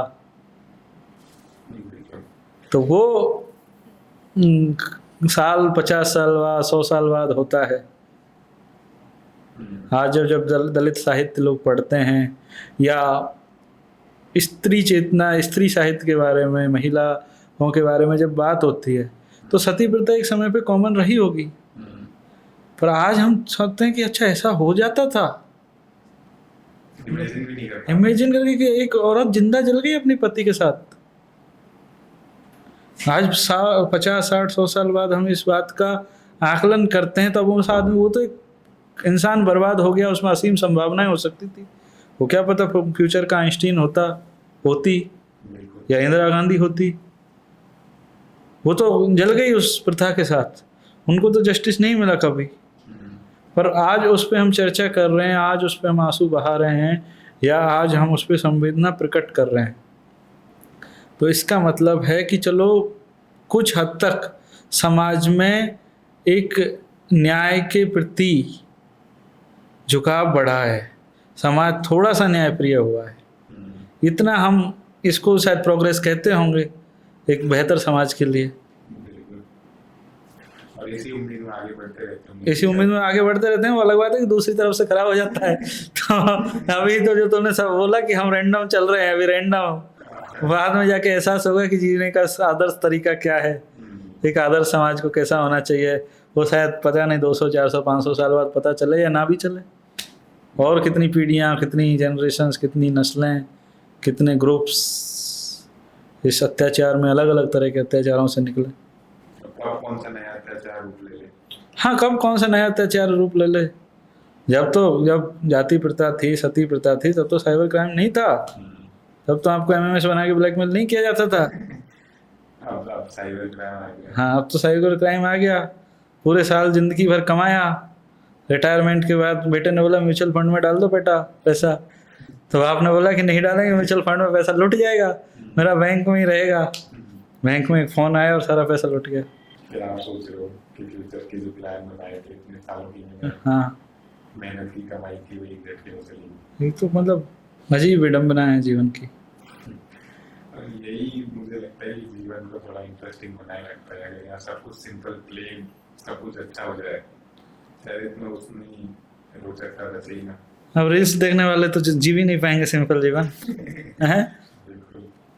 हाँ, मतलब इसका अपना अलग फन है। अगर सब कुछ चीजें स्टेबल हो जाएंगी तो फिर संभावनाएं खत्म हो जाएंगी। हाँ, जो आई थिंक जो अपना कुछ लॉ ऑफ अनसर्टेनिटी है, जो कुछ ऐसा ही है कि जब तक चीजें अनिश्चित है तब तक उनमें संभावनाएं। नहीं, चीज़ें तो अनिश्चित होनी चाहिए, उसमें कोई दिक्कत नहीं है। पर सही डायरेक्शन में बढ़ते हैं। सही डायरेक्शन मतलब समाज में, मतलब जो एक होता है कि किसी विसंगति का, असंगति का एक अपने आप स्वाभाविक रूप से जन्म लेना, जैसे साइबर क्राइम है या और कोई क्राइम है, तो एक घटना है सामाजिक, आर्थिक, जिस तरह की घटना है, जिस सिचुएशंस में हो रही हैं, उन परिस्थितियों की वजह से हो रही घटना है। पर उस घटना को समाज स्वीकार कर ले, एक सभ्य समाज स्वीकार कर ले और वो समाज का कॉमन सेंस बन जाए, तब प्रॉब्लम है। और जैसे आप ग्राउंड पे देखते हो, ग्राउंड पे वर्क करते हो, तो ऐसे और कौन कौन सी ऐसी अपराध या चीजें होती हैं जो शायद हम लोग बाकी आम जनता देख भी नहीं पाती है, अपनी जिंदगी में बस सेफ हैं और वो अपनी जिंदगी में लेकिन देख नहीं पाते हैं कि ऐसी ऐसी चीजें भी होती हैं। एक कवि का काम होता है कि वो विसंगति, असंगति दिखी या कोई सामाजिक विद्रूपता दिखी, उसको लिख दिया या 10 लोगों को बोल दिया। मैं तो लिख भी नहीं सकता, लिख तो सकता हूँ, लिखने के बाद लोग बोलेंगे काम तो तुम्हारा था ठीक करने का, तुमने क्यों नहीं ठीक किया। कुछ हद तक जिम्मेदारी तो हमारी आती है। तो एक प्रशासक का जो काम होता है उन विसंगति, असंगति और विद्रूपताओं को देखना तो होता है, देखने के बाद किस हद तक उसको सुधार सकता है, उसको सुधारने का भी होता है। ये एक चैलेंज का काम होता है। और कवि के काम से कभी कुछ भी लिख सकता है, तो और उसको सॉल्यूशन नहीं देना, उसको सॉल्यूशन नहीं देना, सॉल्यूशन दे भी देता है पर उसके ऊपर दायित्व नहीं है। दायित्व का काम हमारे ऊपर है। तो ये बड़ा कई बार असमंजस की स्थिति रहती है कि इसको कविता बनाया जाए, इस विचार को समाज के सामने रखा जाए। हाँ, तो कई बार हम खुद उत्तर ढूंढने की कोशिश करते हैं कि हमारी कहाँ कमी रही, क्या हम ठीक कर सकते हैं। कई बार कमी भी दिखती है, उत्तर भी दिखता है, पर उत्तर को इम्प्लीमेंट करने की अपनी समस्याएं होती हैं, उससे कोई और विसंगति पैदा हो सकती है। तो बहुत बैलेंस बना के चलना पड़ता है आपको। जैसे कोई किस्सा कोई ऐसा कि आप जो बता रहे हो उसका किया, जैसे ये प्रॉब्लम है मान लो और मेरे पास ऐसे थॉट आए कि इस पे कुछ कविता लिखता हूँ लेकिन नहीं लिख पाया। नहीं, अब ऐसे तो मतलब हर तरह के थॉट्स होते हैं, हर चीज़ होती है। अच्छा, आप मुझे ये बताइए कि IAS बनने के बाद लाइफ क्या क्या बदलाव आया लाइफ आईएएस बनने के बाद लाइफ में जिम्मेदारियां बढ़ जाती हैं, आपके ऊपर एक दायित्व बोध बढ़ जाता है, और आप जो बहुत सारी चीज़ें जिसको आप सहजता से कर सकते थे वो सहजता से नहीं कर सकते हो।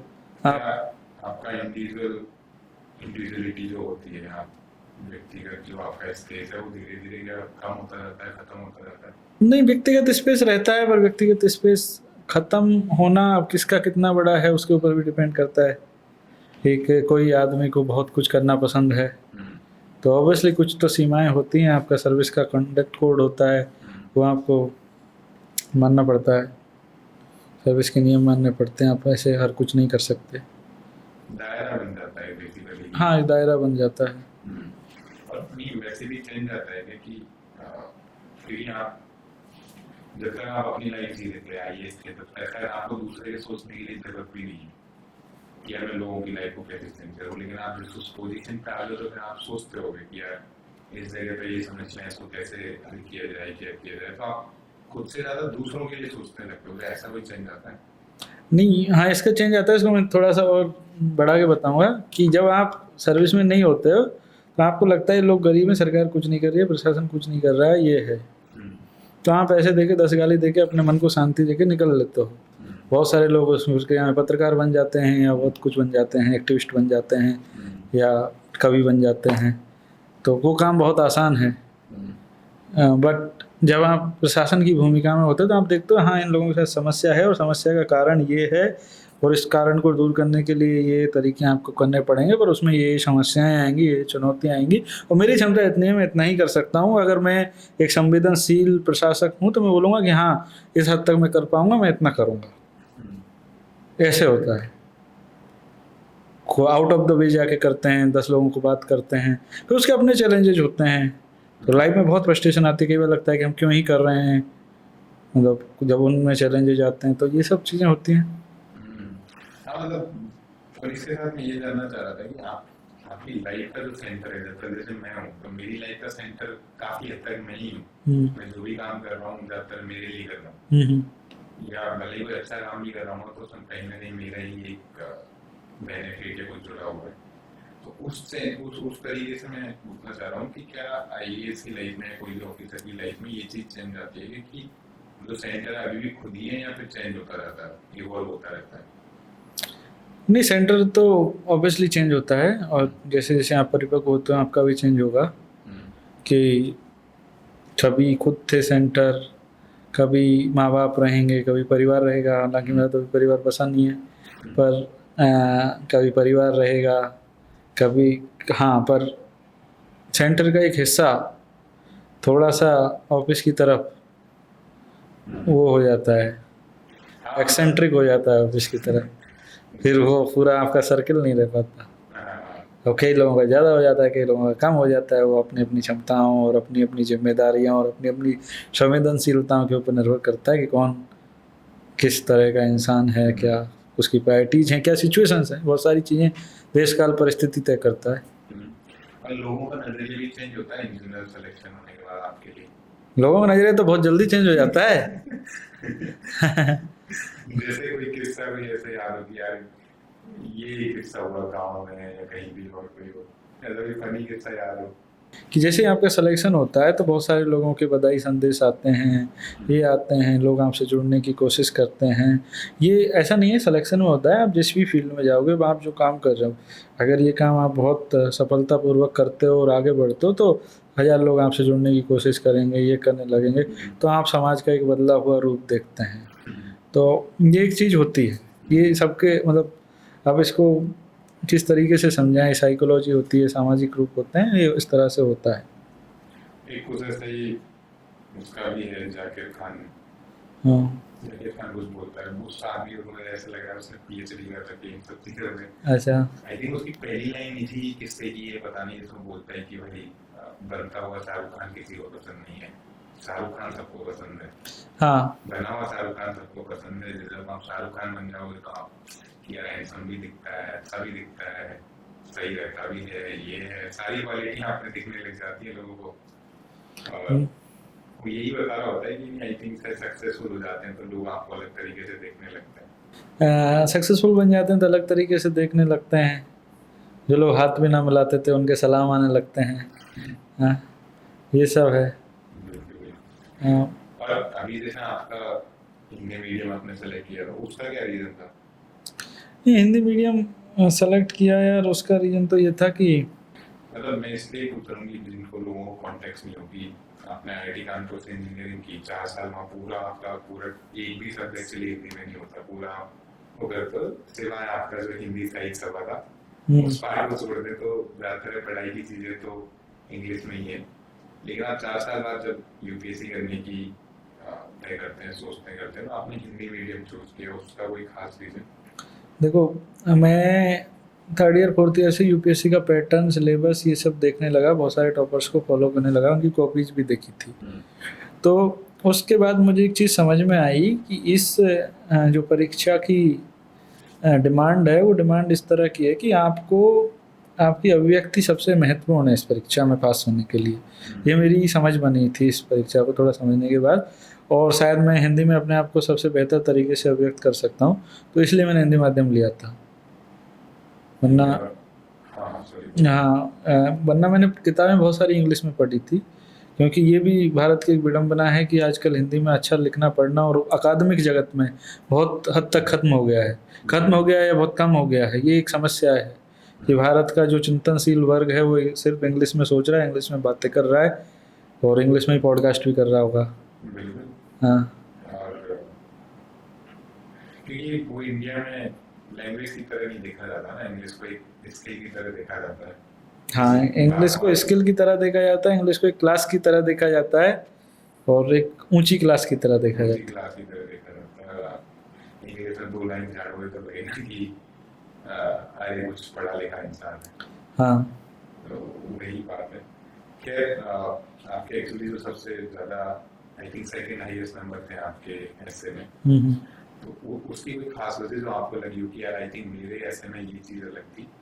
वैसे यूपीएससी का पता नहीं चलता है तो कैसे किस तरह से मार्क्स देते, लेकिन फिर भी आपको एक फील आई होगी यार मेरे ऐसे में ये चीज़ अलग थी। तो आजकल तो बहुत सारे दार्शनिक विषयों पे निबंध लिखना होता है। हमारे टाइम पे एक इस पे लिखना था, और बाकी 2 समसामयिक दूसरा जो निबंध था वो कुछ करंट अफेयर्स टाइप के टॉपिक्स पे थे, 4-5 टॉपिक्स थे उन पे लिखना था, 4 इस तरह के थे, उसमें सारे ही दार्शनिक थे। तो मैंने कुछ शायद इस पे लिखा था कि आवश्यकता से अधिक जो चीज़ होती है वो लोभ होता है, और वो लोभ नस्लों को बर्बाद कर देता है। उसका टाइटल इसी तरह का था, एग्जैक्टली मुझे याद नहीं आ रहा है। तो इस पे मैंने लिखा था, और फ्लो फ्लो में लिखा था, इस तरह से जो बोल रहा हूँ कुछ कुछ चीज़ें लिखी थी। और उसके बाद मैंने उसको बुद्धा से शुरू किया था, अशोका से शुरू किया था कि अशोका को कलिंग के युद्ध तक लगा कि सारी दुनिया जीत लेनी है। और कलिंग के युद्ध में एहसास हुआ कि इसने तो बहुत सारी नस्लों को बर्बाद कर दिया। तो ये आई थिंक एप्ट इंट्रोडक्शन था उस ऐसे के लिए। फिर मैंने उसको बहुत सारे जो भारतीय चिंतन है, पाश्चात्य चिंतन है, उससे जोड़ा, और उसके बाद बाकी उसमें अन्य पहलू थे, सामाजिक पहलू, दार्शनिक पहलू, और राजनीतिक पहलू, और भी जो हमारे साइकोलॉजिकल पहलू होते हैं, पर्यावरणीय उस पर जो मुद्दे थे उनके साथ उसको कनेक्ट करके कि मनुष्य ने कितना धरती को बर्बाद कर दिया है अपने लोभ में। तो जो गांधीयन फिलॉसफी थी उसके साथ कनेक्ट करके, फिर बहुत सारे हिंदी साहित्य में भी बहुत सारे धार्मिक दर्शन हैं, जैन धर्म को ले लो, सारे एंगल बेसिकली। हाँ, बौद्ध धर्म को ले लो, इन सबको, हिंदू धर्म को ले लो, मुस्लिम धर्म को ले लो जिसमें ज़कात का सिद्धांत है, और इन सब के साथ करते हुए उसको मैंने समराइज किया था कि समराइज इस तरह से किया था कि आज के टाइम पे लोगों के पास पैसा है, धन दौलत है, अच्छा घर है, गाड़ी है, पर रात को नींद नहीं आ रही है। बेड तो अच्छा है, उसके पास नींद नहीं आ रही है। भाई बहन सब हैं पर भाई भाई लड़ रहे हैं। ये है, कमरे में गुलाब तो खिला है बागान में, पर उसको सूंघने का टाइम नहीं है, उसको महसूस करने का वक्त नहीं है। ये है, और जिस कुर्सी पे बैठ रहे हैं मानी तो बहुत बड़ी जाती है, पर उस पर जो स्ट्रेस है उससे सुकून ही नहीं है। तो इसने तो ये तो आवश्यकता से ज़्यादा की चक्कर में ही तो हम इतने लुट पिट रहे हैं। बिल्कुल। तो यही इसी को मैंने समराइज किया था। तो आई थिंक अच्छा लगा होगा इसलिए इतने नंबर आए। दूसरा कुछ डिमोनेटाइजेशन पे था। ये तो आप जैसे बहुत सारे एस्पिरेंट हैं स्पेशली हिंदी मीडियम हाँ में, ये आई थिंक मेरे जितने भी दोस्तों से या लोगों से बात की कि जैसे इंग्लिश में बहुत सारी चीजें अवेलेबल है हाँ। सोर्सेज पढ़ने के लिए, हिंदी में आई गेस बहुत ज्यादा कुछ अवेलेबल नहीं है। कुछ कोचिंग्स हैं जो अपना दे रही है तो वो तो सबको ही सेम ही चीज बांट रही है। तो कुछ एडिशनल तो आपको नहीं लगता कोई बुक वुक लिखनी चाहिए इसके ऊपर जिसमें ऐसे में हेल्प किया जा सके लोगों को? नहीं, बुक तो लिखनी चाहिए, मेरा मन भी है बुक लिखने का, मतलब बहुत दिनों से सालों से मन है। पर कोई तुम्हारे जैसा धक्का मारने वाला मिले तो लिखेंगे। ये भी तुमने धक्के मार के लिखवाई थी। बिल्कुल। हाँ। बहुत साल के बाद आई हाँ, तो थोड़ा सा मेरा इनर्शिया ज़्यादा रहता है। तो टाइम भी आपके पास लिमिटेड टाइम है और वो है, बट आई थिंक एक्चुअली हमारी ज़िंदगी का सच ये है, मतलब ये मैं ब्यूरोक्रेटिक लाइफ के बारे में नहीं बोल रहा हूँ। आजकल बहुत सारे लोगों की लाइफ की बात हो गई जो बिजी रहते हैं कि उनकी लाइफ कहीं ना कहीं ऑक्यूपाइड है। अगर आपको उनमें से टाइम निकालना है तो आपको खींचना पड़ेगा। अगर नहीं है, बिजी नहीं है, तो रील्स में आदमी अपना टाइम बर्बाद कर देता है। उसको एहसास ही नहीं है कि खाली हो सकता है। क्रिएटिविटी तो खाली दिमाग का उपज होती है ना। तो आजकल जो मैं बता रहा था रील्स से और शॉर्ट्स से और यूट्यूब के वीडियो से हुआ क्या है कि दिमाग खाली नहीं है, सब समय भरा है। लोग क्या मतलब लोगों को तो क्यों बोले, हम खुद ही उस कैटेगरी में आते हैं कि यार चलो खाली हो गया हूँ थोड़ा काम से, रील देख लेता हूँ। हाँ, मतलब आप खाली टाइम में अपने माइंड को रेस्ट नहीं दे रहे। अगर न्यूटन के पास भी मोबाइल होता तो सेब गिर के सड़ जाता, वो रील ही देखता रहता। हाँ, हो सकता है ऐसे कितनी सारी चीजें आसपास बैठी तो लेकिन हम देख ही नहीं पा रहे। हाँ, हर क्षण में संभावना है और असीम संभावना है। मतलब रील्स का जो अपॉर्चुनिटी कॉस्ट है, अपॉर्चुनिटी कॉस्ट का जो कॉन्सेप्ट है वो बहुत हाई है। बहुत ज्यादा वो 500 रुपये और 600 रुपये के रिचार्ज से ही लोग तय कर लेते हैं।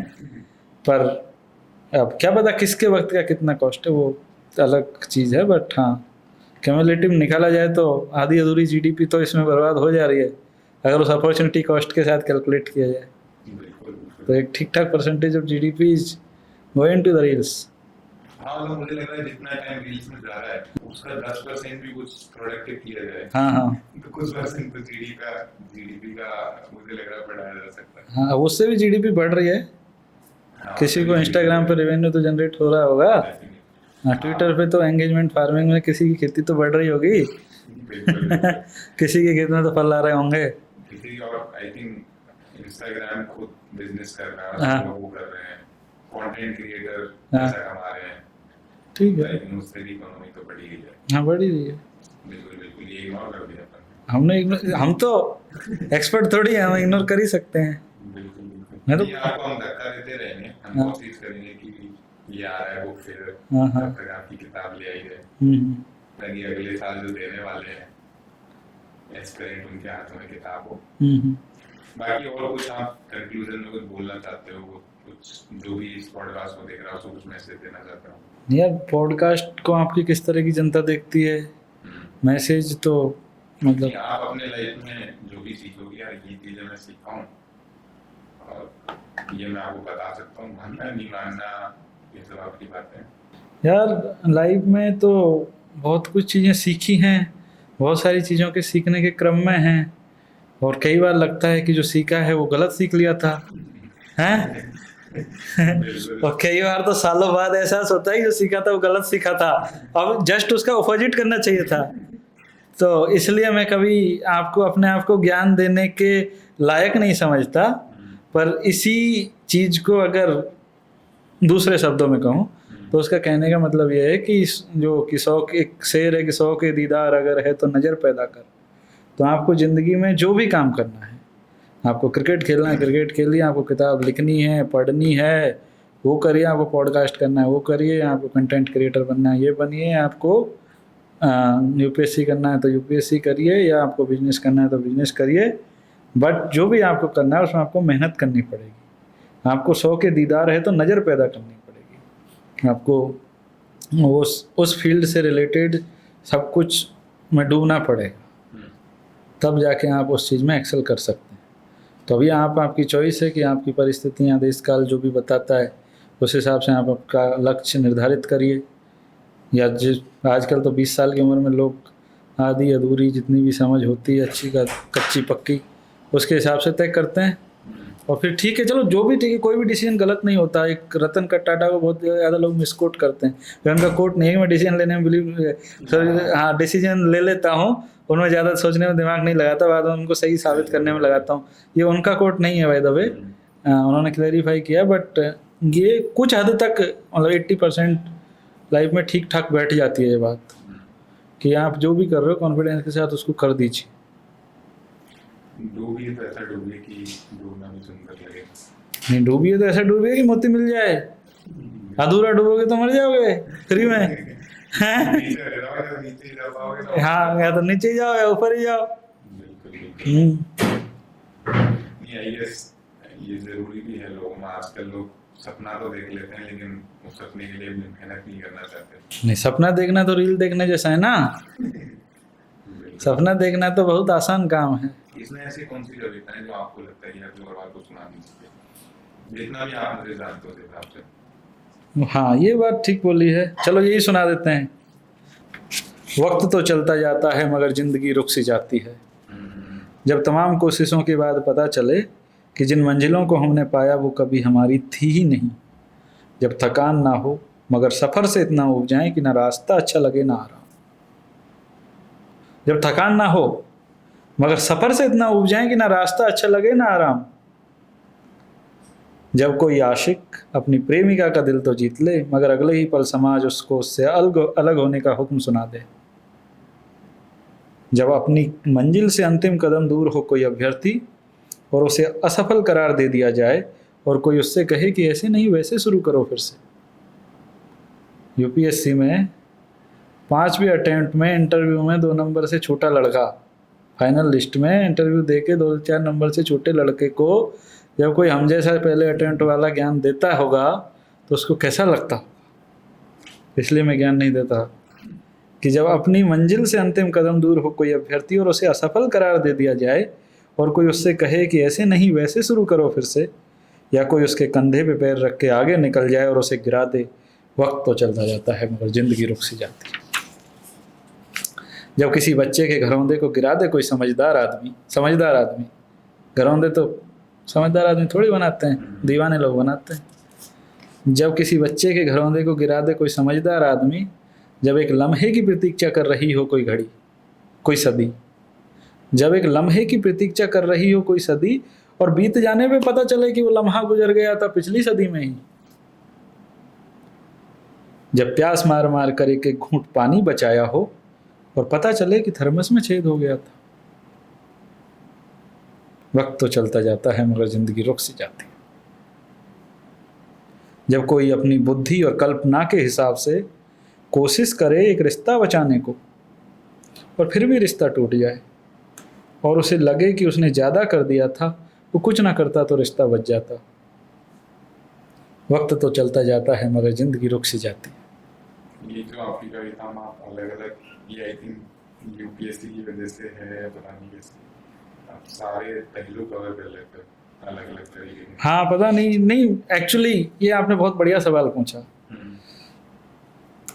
आजकल बहुत सारे कवि लोग क्या कर रहे हैं कि वो एक थ्योरम देने की कोशिश करते हैं अपनी कविता के माध्यम से, सिद्धांत देने की कोशिश करते हैं। मुझे लगता है कि वो काम कवि का है ही नहीं।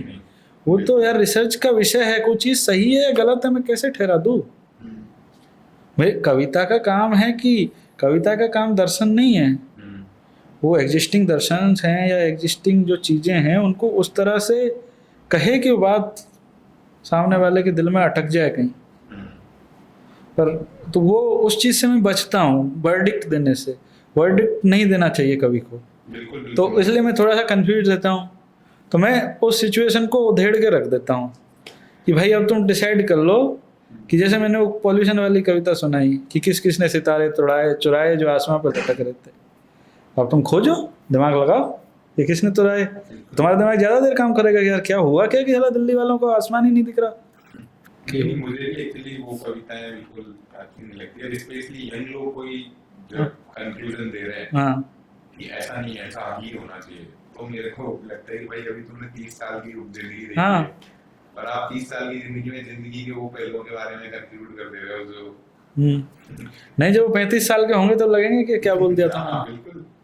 मैं उन चीजों से क्योंकि हम जब कॉलेज में पढ़ते थे उनकी फेसबुक पोस्ट को आज पढ़ते हुए खुद को शर्म महसूस होती है कि ये मैंने लिखा था, कहीं नहीं था। क्या क्या मैं ही था। तो ऐसा 10 साल बाद फिर से ना हो, बिल्कुल हो सकता तो उनको डिलीट और आर्काइव ना करना पड़े। है, किताबों में आर्काइव नहीं होता। हाँ, किताबों में तो फिर वो शिलालेख बन जाता है। बिल्कुल बिल्कुल। तो ऐसा जिंदगी के बारे में भी लिखा था कि हमको लगता है कई बार कि कोई एक ऐसी बात कहे कि हंसी के बादल कई लोगों पर एक साथ बरस जाएं। जैसे हमको बहुत बार लगता है ज़िंदगी में कि मैं क्या योगदान कर रहा हूँ। हम बहुत सारे लोगों के समाज में, तुमने बोला कि आपको आईएएस बने तो ज़िंदगी में इम्पोर्टेंस महसूस करवाई होगी लोगों ने। हाँ, लोगों ने करवाई थी, लेकिन क्या एक आदमी जो पान की दुकान पर बैठा हुआ पान खाते हुए चुटकुले मार रहा है या गप्पाजी कर रहा है, वो समाज में कुछ योगदान नहीं दे रहा? क्या उस आदमी की इज्जत नहीं होनी चाहिए? एक बहुत बड़ा सवाल है। उस आदमी की भी इज्जत होनी चाहिए, क्योंकि वो आदमी भी बहुत काम कर रहा है। क्या पता वो 10 लोगों को डिप्रेशन से निकाल रहा हो, वो 10 लोग बाद में जाके आइंस्टीन बन जाएं। आइंस्टीन ना बने तो कोई बड़ा नेता बन जाएगा, वो किसी आइंस्टीन को परिचय दे सकता है, कोई टीचर ही बन जाए, कोई टीचर ही बन जाएगा। क्या पता कोई सुसाइड करने जा रहा हो, उसको बचा लिया उसने। कोई अब्दुल कलाम तो सुनते हैं, पता नहीं कहानी सही है गलत है, कि सुसाइड करने जा रहे थे, एक साधु ने बचा लिया उनको, वो भारत को क्या मिल गया। तो साधु का योगदान अब्दुल कलाम से कम नहीं है, उसके बिना पॉसिबल नहीं था। उसके बिना तो वो संभावना मर जाती। तो वही है कि जिंदगी का महत्व, हर इंसान का क्या महत्व है, कि कोई एक ऐसी बात कहे कि हंसी के बादल कई लोगों पर एक साथ बरस जाए, कोई एक खत भेजे खुला हुआ और ले जाने वाला फिर भी कुछ ना समझे और पढ़ने वाला बहक उठे, कोई एक हंसी को देख के जेब में रख ले। हंसी को स्टैंड अप कॉमेडियंस क्या करे, कोई एक हंसी को देख के जेब में रख ले और कहीं उसे जमी में बो दे और वैसे ही फिर कुछ फूल खिलाए, और कोई उस फूल को चूमे और महक उठे।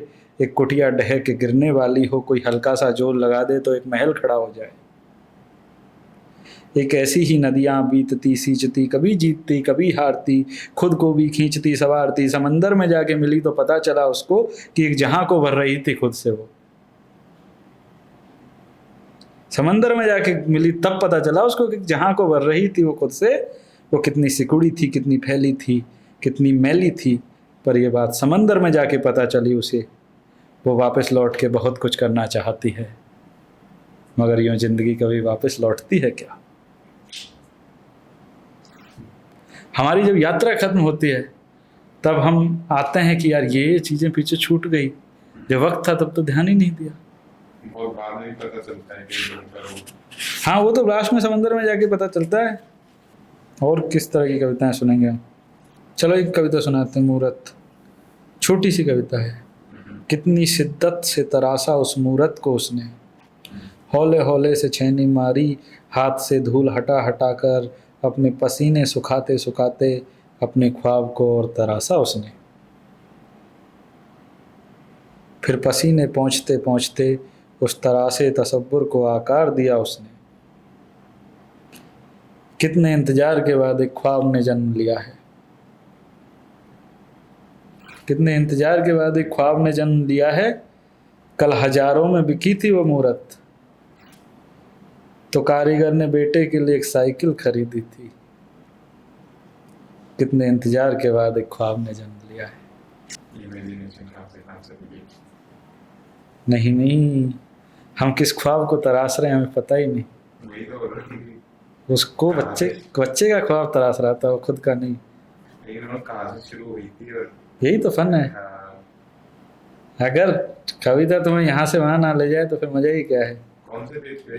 ये 16 पे है। वो छोड़ गए तो जाने दो तुम चलना अपनी खुददारी से, वो छोड़ गए तो जाने दो तुम चलना अपनी खुददारी से, गिरना फिसलना और अकेला चलना बेहतर यारों की गद्दारी से। शुरू शुरू में मुश्किल होगी, चलने से पहले ही थक जाओगे, हिम्मत डगमग डगमग होगी, फूलेंगी सांस, कदम थक जाएंगे, पर तुम अपने दिल का दर्द न कम होने देना। ये तुमको हर पल सांसें देगा, हर पल हिम्मत देगा। तुम चलते रहना, दूर निकल जाओगे इस लाचारी से, वो छोड़ गए तो जाने दो, तुम चलना अपनी खुददारी से। कभी लगेगा डर भी तुमको, खुद रास्ता रास्ता रोकेगा, हर एक पराया अपना, हर एक पराया अपना, और अपना हर एक पराया दिखेगा। हो सकता है खुद जिस्म साथ भी ना दे, फिर तुम एक हलक में एक बूंद रखना पानी की, और पसीने बहा देना, सब गंगा जल हो जाएगा। तुम चलते रहना इस तेवरदारी से, वो छोड़ गए तो जाने दो, तुम चलना अपनी खुददारी से। तुम जब मंजिल को चूमोगे, दुनिया को छोटा खुद को और बड़ा पाओगे। यारा एक बात बताऊं, उन सब पे तुम हंस हंस के इतराओगे। बस दिल की आग से जिस्म जलाते रहना, कोहिनूर बन जाओगे। चलते रहना इस तैयारी से, वो छोड़ गए तो जाने दो, तुम चलना अपनी खुददारी से। खैर भाई, कैसा लगा आपको? बढ़िया लगा, बहुत बढ़िया। एनर्जी आई लास्ट तक आते आते आपको? हाँ मुझे तो मजा आने लगा लास्ट तक आते आते। हाँ, लास्ट से आते तो मुझे भी मजा, शुरू मजबूरी में किए थे, मजा आने लगा है। तो वही हो गया, दूसरी ये थे लास्ट तक